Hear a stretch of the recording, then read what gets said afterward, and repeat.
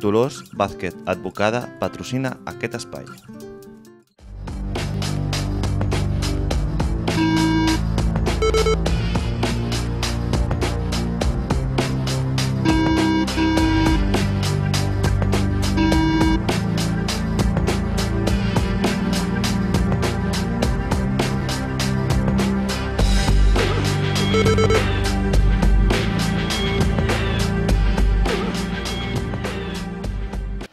Hola, què tal? Benvinguts a la República Txeca. Aquesta vegada amb un escenari diferent, al Col·legi d'Advocats de Reus. Aquí, quan parlem de delictes, de defensa, però avui volem parlar també de marihuana. No us equivoqueu, no volem parlar de mafiosos, ni de narcotràfic, ni res semblant. El que volem parlar és de polèmica. Polèmica, una persona polèmica, aquella que d'alguna manera intenta defensar, aquesta vegada sí, la seva ciutat. La seva ciutat està en crisi, com de tot arreu, òbviament, i més amb aquesta que està caient, aquesta crisi que ens condueix a l'abisme, el senyor Mariano Rajoy, que no sap fer una altra cosa que retallar-nos.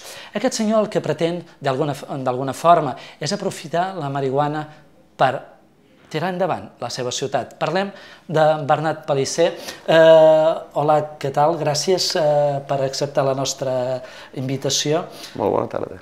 Açò Rasquera ha pogut col·locar-la en el mapa, o sigui una ciutat de marihuana o no, el cert és que ha fet una publicitat tremenda a la seva ciutat. Sí, la veritat és que Déu-n'hi-do, quan vam plantejar el projecte l'estiu passat, sabíem que aixecaríem una certa polseguera, però ens pensàvem que seria una miqueta més a nivell nacional o a nivell estatal. La sorpresa és que ha sigut que la proposta anticrisi de Rasquera ha donat la volta al món. Ha anat a la Xina, ha anat als Estats Units, ha anat al Canadà, ha anat a Rússia, vull dir que és un poble que sí. El primer objectiu, que era posar el poble al mapa, doncs ja podem dir que l'hem aconseguit. Això té els seus pros i els seus contres. Quins són els pros i els contres? El plantejament de l'Ajuntament de Rasquera, més que plantar marihuana o no plantar marihuana, entenem que és un projecte d'un nou concepte. Jo crec que vam fer una consulta de participació ciutadana modèlica, on hi va haver la participació del 70% del poble i on un 57% d'estos votants van donar suport amb aquesta iniciativa. Sí, però la pregunta és... Sí, els pros podríem dir que durant anys hem estat parlant de la cabra blanca, hem estat parlant dels pastissells, hem estat parlant de medi ambient... I a vostè això no li agrada? Sí. Li agrada més la marihuana? No, nosaltres hem anat defensant això durant aquests 9 anys i la gent se'n ria una mica de nosaltres, per il·lusos. Vull dir, clar, ara sortim com el poble que anem a plantar marihuana, però no hem sortit mai perquè som el tercer municipi de Catalunya que millor política de recollida selectiva ha fet, i això no sortim mai. El que sí que és cert que arran d'aquest pla anticrisi, que no només parla de marihuana, però és cert que parla de marihuana, doncs hem agafat una transcendència que ens ha permès parlar de tot allò que parlem en els 9 anys anteriors i que ara ha agafat un ressò que aleshores no tenia. En quant als contres, te'n dones compte del nivell hipòcrita que hi ha amb la classe política. Amb el seu partit també? Amb tot. Bueno, jo ja no tinc partit. Sí. Jo li tinc que dir que jo no tinc partit. Jo fa 3 mesos em vaig donar de baixa del meu partit. Però tenia partit. Tenia partit. Ara dir que no té partit és una hipocresia. Bueno, jo no milito al partit, el fet és que no milito, vull dir, no. Aquí hi ha un tema que no és parlar d'un partit polític o de l'altre, parlem de tota la classe política i parlem de les barbaritats que estan fent els partits polítics per aconseguir poder i de les lluites internes que hi ha, quan els partits polítics el que es tindrien que dedicar és a donar solucions a problemes que té la societat. I sembla que d'això moltes vegades els partits polítics se n'obliden. Però vostè no era conscient d'aquesta hipocresia política? I tant que n'era conscient. De fet, fa 9 anys que estic en primera línia de la política, no només m'han conegut pel fet del pla anticrisi, sinó que hi ha hagut altres aspectes durant la meva carrera política doncs que també havia tingut la meva rellevància, no? Com el posicionament en contra del cementiri nuclear. És evident que jo era conscient d'esta hipocresia política, però jo estic aquí i els meus principis em diuen que he de defensar la política, però la política en majúscules. Jo crec que la política és una cosa tan digna que, per desgràcia, la classe política ara l'està desprestigiant. Llavors, vostè es col·locaria al marge d'aquesta hipocresia política? Vostè es considera un no hipòcrita? Almenys ho intento. Almenys ho intento. Li pregunto, Bernat, si vostè en el fons també ha enganyat els seus ciutadans. Vostè va dir que dimitiria i no ho va fer. Això és que vostè està aferrat a la cadira del poder? Si ho vol dir així, diguem-ho així, no? Però jo li tinc que dir que jo estic exercint d'alcalde, que no cobro un duro, que ara mateix no tinc cap ingrés de l'administració pública, de quan en quan passo alguna dieta i algun quilòmetre. De què viu vostè? Doncs ara mateix estic cobrant el subsidi de l'atur. Ara mateix estic cobrant el subsidi de l'atur. És cert que durant 2 anys havia estat president del Consell Comarcal i vaig guanyar uns calerons que, de fet, ara em permeten estar quasi en exclusiva amb aquest projecte. En quant a enganyar la gent, jo crec que fa 9 anys, ja fa 9 anys que sóc alcalde, que una mica contra tot hem anat desenvolupant projectes importants i que és cert que en un moment de molta tensió jo vaig dir que si no sortia el 75% jo dimitiria. Els meus companys i els meus assessors m'han dit en aquell moment, escolta, tu no pots dimitir perquè si no se'n va el projecte, però sí que hi ha un compromís personal i així ho he fet públic i així ho sap la meva gent, que el proper dia 3 d'agost són les festes majors del nostre poble, una fita important amb el calendari del nostre poble, i ho he manifestat públicament que el meu desig i la meva intenció és que aquestes siguin les meves últimes festes majors com a alcalde. Jo li pregunto... Que de complir, potser no he complit, és cert que potser no he complit amb la immediatesa, que era una mica la fi dels meus adversaris. Sí, perquè al final, clar, quan es critica la hipocresia política, el cert és que vostè també ha de donar l'exemple, i això és cert que la gent en parla d'aquest tema. Li pregunto també, amb les retallades que n'hi ha i n'hi haurà, amb aquest senyor Mariano Rajoy, que cada vegada ens sorprèn cada divendres... Els han votat, Els han votat, efectivament. Estan allà perquè els han votat, Efectivament. Estan allà perquè els han votat. I això és hipocresia política, o sigui, és hipocresia ciutadana, quan nosaltres només fem que criticar la dreta quan està allà i que està fent les retallades, quan nosaltres els vam col·locar allà. Passant pàgina, el pla que teniu previst per a Rasquera, quants habitants n'hi ha ara a Rasquera? 940, entre 930 i 940. Vostè creu que la gent està contenta que Rasquera sigui coneguda com una ciutat addicta, deixem dir d'aquesta manera, a la marihuana, una ciutat que els coneixen per la droga, què és? Ens coneixen per la marihuana i ens coneixen per d'altres coses. No només ens coneixen la marihuana. El cert és que la marihuana ha permès que puguem explicar què és el que fem a Rasquera en els últims anys. Els de Xina, els que van venir de Xangai, no sabien que parlàvem de la cabra blanca. Però en aquell moment, quan van vindre a Rasquera, els hi van parlar de la cabra blanca, i els hi van parlar dels pastissets, i els vam acompanyar als pastissets, i els vam acompanyar als pastors, i els hi vam ensenyar el nostre territori. Si haguéssim parlat de la cabra blanca i els pastissets, no haguéssim vingut, ja li dic jo que no haguéssim vingut. Ara, és una raó d'oportunitat. És una raó d'oportunitat i jo crec que l'estem aprofitant en aquest sentit. El seu llistat d'enemistats suposo que s'ha incrementat. Actualment, qui és el seu enemic número 1 a la política? No. O en té tants que és incapaç de dir un nom? No considero que tinc enemics a la política. Jo crec que hi ha un fet a la comarca, sobretot a la Ribera d'Ebre, pel meu pas com a president del Consell Comarcal, amb una situació també molt complexa, amb la possible ubicació d'un cementiri nuclear, amb 2 centrals nuclears a la comarca, doncs sí que és cert que hi ha una gent que em voldria treure una mica del davant. Però més a nivell de fora, més a nivell de demarcació i de país, inclús d'estat, el que m'he sentit és molt respectat durant aquests mesos. Jo no recordo ningú que m'hagi faltat el respecte, i me n'he fet un far, d'anar per mitjans de comunicació i amb tertúlies, inclús amb gent del PP. Escolta, nosaltres tenim un plantejament que entenem que és viable jurídicament, que el defensarem fins que algú ens digui que això no és així. La Fiscalia... La Fiscalia ha obert diligències informatives. I el jutge ha dit que s'aturés. El jutge ha imposat unes mesures cautelars, no hi ha sentència.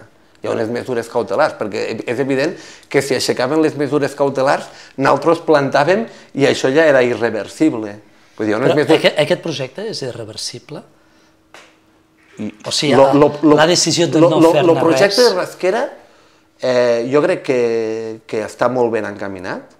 Projecte Rasquera vol dir marihuana. No, home, no, és que com pot dir el projecte Rasquera marihuana? Sempre hem parlat pla anticrisi a Rasquera. Aquí el porto i aquí parla de tot, parla de cabra blanca, parla de paisatge, vull dir, el projecte Rasquera no és un projecte de marihuana. La marihuana és una conseqüència del projecte. Però el projecte Rasquera... Però és la que portarà molts diners, senyor alcalde. Home, clar, és que fins ara els han demanat i ningú me'n donava. Vull dir, clar, és que me'n teníem que fiar una mica de les almoines i de caure bé a les administracions que ens donessin diners, i sempre bé no hi caus. Llavors el que han fet és buscar-nos una mica la vida. I vostè encara menys, no em cau massa bé. Bueno, això ho diu vostè, jo no... jo pregunto. No, jo no m'he sentit en cap moment ni que m'han perdut el respecte, i de fet estic encantat perquè m'estan convidant a un munt de llocs i tinc l'oportunitat de conèixer molta gent. Sé que ara serà convidat d'honor a Barcelona. Sí, ja fa uns mesos vam inaugurar el Museu del Cànnabis a Barcelona, en què vaig tindre l'oportunitat de conèixer el Richard Branson, que és un dels experts de la Comissió Global contra les Drogues, i una cosa que em va fer molta gràcia, que els mitjans de comunicació, la primera pregunta que li van fer al Richard Branson és què li semblava el projecte de Rasquera. Això és una mica que això ens ho diuen fa un any enrere i no ens ho creiem. I de fet, el dimarts que ve també m'han convidat a la roda de premsa que es fa a Barcelona de la presentació de la pel·lícula Mr. Nice. Per nosaltres és oportunitat no d'explicar el projecte de la marihuana, no, explicar el projecte de Rasquera. El fet, ara és veritat que els turistes, suposa que ha incrementat el nombre de turistes a Rasquera. Com pensa, senyor alcalde, treure rèdits econòmics d'aquesta massiva necessitat i curiositat que hi ha envers Rasquera? Parlo de turisme. Bueno, jo crec que des de l'Ajuntament ens han mullat molt. Han fet, entenc, una molt bona feina en quant a màrqueting, perquè si haguéssim tingut que pagar tots els diners que han ficat en publicitat els diaris, les teles, les ràdios, segurament tindríem que vendre el poble, però ara jo crec que és el moment que la gent de Rasquera s'ho cregui. De fet, no s'ho ha de creure ara, ja fa temps que hi ha hagut gent que ha muntat el seu restaurantet, ha muntat el seu allotjament rural, hi ha una gent que ha muntat una casa de colònies. Vull dir, estem una mica a l'espera de veure aquesta gent de Rasquera si té capacitat d'emprenedoria. Perquè això és una cosa que no pot fer l'Ajuntament. Jo crec que l'Ajuntament han posat les bases per un projecte que entenem que és viable pel poble, i a partir d'ara és una mica la gent de Rasquera que té que despertar i que té que veure les possibilitats de negoci d'aquest projecte. Si tot això falla, aquest projecte... És que ja no ha fallat, és que ja no ha fallat. A veure, amb el tema del cànnabis, jo crec que hem arribat on podíem arribar, que és abandonar el debat moral, perquè ara està amb el debat judicial. Ja està. Vull dir, ja tenen que ser els jutges, i tenen que ser la fiscalia, i tenen que ser els advocats que tenen que defensar o no aquest projecte. Jo penso que l'objectiu de ficar Rasquera al món, i tot el que comporta Rasquera, concepte democràtic, paisatge, polítiques medioambientals, jo crec que això ho han posat damunt de la taula. Però recordi, senyor alcalde, que gent que, sobretot els persones que pertanyen a les associacions, alguns han estat a la presó. Això vol dir que hi ha alguna persecució? Vostè intueix o desconfia que hi ha una persecució? Bueno, ha sobtat que alguna intervenció que hi ha hagut a diferents associacions entenem que han estat contraprogramades per actes o per coses que han passat respecte al pla anticrisi. Jo recordo hi va haver una intervenció al mes d'abril, pocs dies abans de la consulta popular, on la fiscal general de Catalunya, el Parlament de Catalunya, donava l'informe i se li va preguntar sobre Rasquera, va dir que ho estaven estudiant i que en un principi no hi havia indicis de delicte, perquè de fet des de l'Ajuntament no han fet res, vull dir, pot haver les diligències informatives, però des de Rasquera no han fet res, no han plantat ni han executat. Sí, clar que hi ha pogut estar aquesta persecució, però jo crec que hem arribat on podíem arribar. Hi ha una batalla judicial que tot just ha fet que començar. Fa 4 mesos hi havia molt poca gent que donava un cèntim per nosaltres i ara mateix estem vius. S'ha sentit alguna... Ha rebut alguna amenaça de mort? No. Ni ha estat mai... No. Quina relació manté amb el senyor Felip Puig? Bueno, amb el senyor Felip Puig no tenia el plaer de conèixer-lo. Us vau conèixer el dia de l'incendi. Ens vam conèixer el dia de l'incendi. Hi havia hagut declaracions per part d'ell, que si plantàvem, que enviaria els Mossos. Va vindre el dia de l'incendi per nosaltres una situació difícil, per mi especialment, després d'una nit que havia sigut un infern al nostre terme municipal. I la veritat és que li tinc que dir que la conducta i el recolzament del conseller envers la meva persona i envers l'Ajuntament va ser impecable. A partir d'aquí n'hem parlat un parell de vegades, no? I ens hem emplaçat a parlar sobre el projecte, segurament a partir del mes de setembre. Jo crec que aquí tothom té que estar al seu lloc, tothom té que fer la seva feina, i ara amb tranquil·litat i escoltar a la gent que en sap, que són els jutges i són els advocats, i a partir d'aquí esperar. Vostè està bé assessorat jurídicament? Nosaltres entenem que estem molt ben assessorats, no que estem ben assessorats, que estem molt ben assessorats. I de fet, als fets em remeto, vull dir, fa 5 mesos no donava ningú un cèntim i encara estem vius. Amb tot el que ha caigut, que Déu-n'hi-do. Vostè va fer alguns viatges a l'estranger, suposo que per conèixer de prop la realitat de com funciona aquest sistema i també per estar avalat com funciona. Què és el que va descobrir fora de les nostres fronteres en relació a aquest tema? El viatge que vam fer a Holanda, a part, jo no hi havia estat mai, a part per descobrir el tema dels coffee shops i què és el negoci cannàbic, doncs també amb la visita a diferents despatxos d'advocats, de veure com ho veien i com es tenia que plantejar, un se'n dona compte que al nord d'Europa segurament estan molt més avançats que nosaltres, i a un lloc com a Holanda, on el tema de la marihuana està regularitzat, doncs només cal veure l'estadística i per donar-te en compte que el lloc al món on la gent consumeix menys marihuana és a Holanda.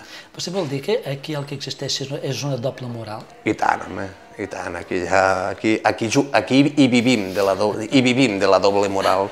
No és que hi juguem, hi vivim de la doble moral. Senyor alcalde, i li pregunto, i vostè contesta si vol, això, la idea es llença molts rumors, a vegades els periodistes n'agafem els que volem i els que moltes vegades també fan audiència, però vostè ha estat un addicte al cannabis? Ni a vostè ni a ningú que ens escolta això li importa en absolut, perquè jo ocupo un càrrec públic i la meva vida privada jo la deixo pels meus amics i per la meva família. Per tant, estem parlant de llibertat. Jo crec que el que em té que preocupar a mi és exercir el meu càrrec amb la màxima dignitat possible i sense perdre el respecte a ningú, i a partir d'aquí, quan tanco la porta de la meva casa, ja és la meva vida. El fet, ara vostè gaudeix d'alguna simpatia per part del poble, perquè quan hi ha diners hi ha simpaties, hi ha amabilitats. Li pregunto, té por que això s'acabi? Aquest estat de glòria s'acabi? No, en absolut.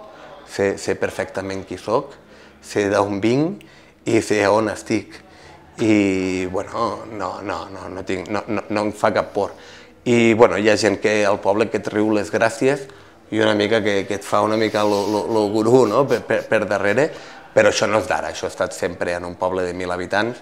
Per sort i per desgràcia ens coneixem tots i sabem quin mal tenim cadascú. És difícil ser polític al seu poble?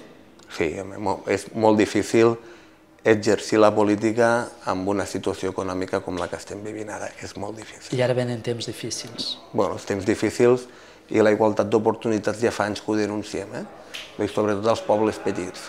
El nostre projecte també es basa una mica amb el tema de la igualtat d'oportunitats, que és una altra hipocresia. O sigui, com me poden parlar a mi d'igualtat d'oportunitats quan a Barcelona arribar a internet 50 megues a casa de qualsevol ciutadà val 50 euros i jo a la meva casa, des de fa 3 anys, per tindre banda ampla rural, tinc que pagar 36 euros per un mega. Que m'expliquin a mi el tema de la igualtat d'oportunitats. El fet, el veurem crear un partit polític propi? Bueno, ara estem amb el projecte, tenim que finalitzar el pla d'ordenació urbanística, tenim que acabar un parell de projectes que estem treballant i deixar l'Ajuntament. I a partir de que deixarem l'Ajuntament, després veurem el que farem. Llavors, senyor alcalde, moltes gràcies per haver acceptat la nostra invitació. A vosaltres els reemplacem una altra República Txeca. D'entrada, heu vist que Bernat Palissa no li fa por parlar clar i, sobretot, hem vist clar que defensa a la seva ciutat, costi a qui costi, encara que heu vist d'hipòcrites n'hi ha molts, a la política, a la justícia, a tot arreu. Bona tarda. Dolors Vázquez, advocada, ha patrocinat aquest espai.